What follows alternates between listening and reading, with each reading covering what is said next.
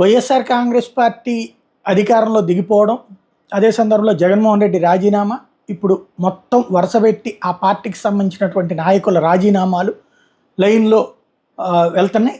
ఒకటి TTD chairman భువన కరుణాకర్ రెడ్డి అన్నట్టు రాజీనామా అయితే, అలాగే వివిధ కార్పొరేషన్ల చైర్మన్లు వరుసగా తమ రాజీనామాలు సమర్పిస్తున్నారు. లేటెస్ట్గా ప్రభుత్వ సలహాదారు పదవికి సజ్జల రామకృష్ణారెడ్డి రాజీనామా చేశారు. మొత్తం ఇప్పటిదాకా చీఫ్ సెక్రటరీకి 20 మందికి పైగా సలహాదారులు రాజీనామా లేఖలు పంపించారు. అదే సందర్భంలో ఈవేళ చంద్రబాబు గారు ఢిల్లీ వెళ్లే ముందు డీజీపీ హరీష్ కుమార్ గుప్తాతో పాటుగా చీఫ్ సెక్రటరీ జవహర్ కూడా వెళ్ళి చంద్రబాబు గారిని కలిసి పుష్పగుచ్చం ఇచ్చి అభినందించారు.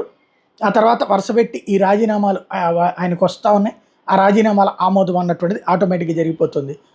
సజ్జల రాజీనామా అన్నటువంటిది తాజా అంశం అన్నమాట.